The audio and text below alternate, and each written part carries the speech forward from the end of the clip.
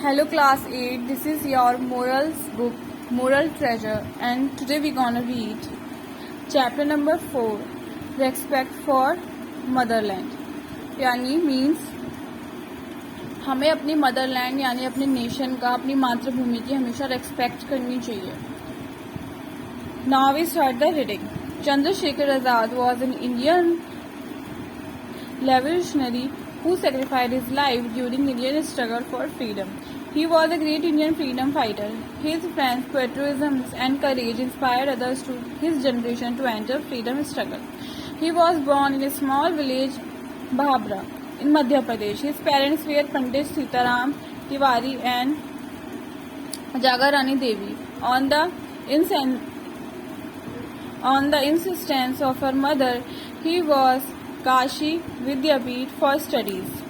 At that time, India was under the British rule. The people of India were struggling to make the country free.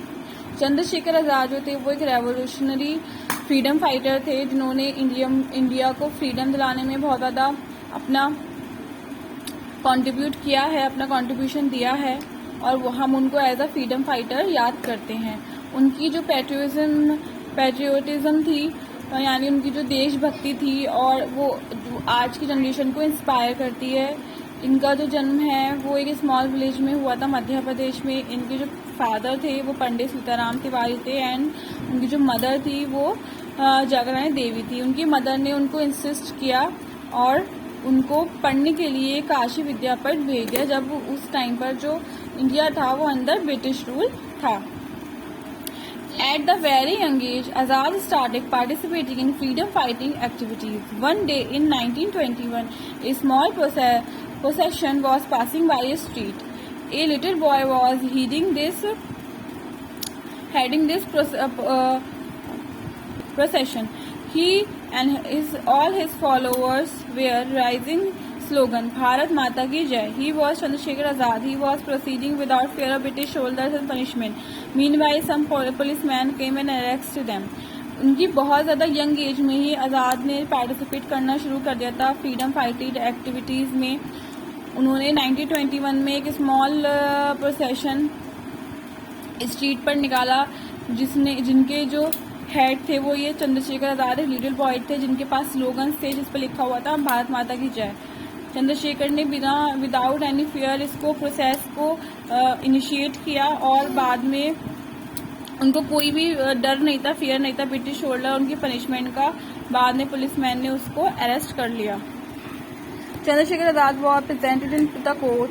He was brought before the magistrate. The magistrate asked the boy to tell his name. He fearlessly told his name Azad, which means freedom. The magistrate was shocked. The magistrate then asked, "What is your father name?"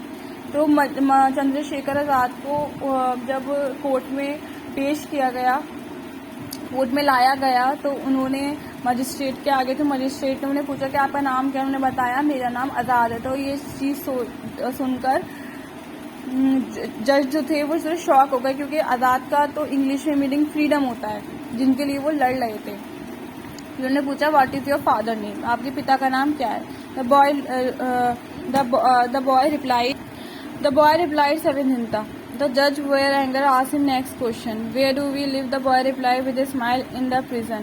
The magistrate got annoyed. He asked, what do you do? The boy answered, I make plan to make my country free. The judge announced the punishment to beat the boy with by 12 times. He was taken to the place where he was to be beaten. The boy was made up naked and the man started beating. It was painful. His skin was torn, but the boy did not have tears. Every time he shouted Vande Mataram, Bharat Mata Ki Jai. With every beat, his voice increased. When the boy came out of the court, his body was bleeding and the flesh had come out. But the boy still shouting the same slogan, Vande Mataram. तो जब उसने पूछा क्या आपका father का नाम क्या है, तो वो कहता सवेंद्रता. जब जज को एंगर आ जाता है ये बात सुनकर और फिर वो दोबारा क्वेश्चन पूछता है तुम कहाँ रहते हो, तो वो कहता है मैं प्रिजन जेल में रहता हूँ. फिर मैजिस्ट्रेट जो होता है वो एनॉयड यानी परेशान हो जाता है और फिर वो उससे फिर पूछता है तुम क्या करते हो, व्हाट डू यू डू. तो बॉय जो उसको कहता है, आंसर देता है कि मैं प्लान बनाता हूँ यानी मैं योजनाएं बनाता हूँ अपनी कंट्री को फ्री करने के लिए यानी अपने देश को आज़ाद करने के लिए.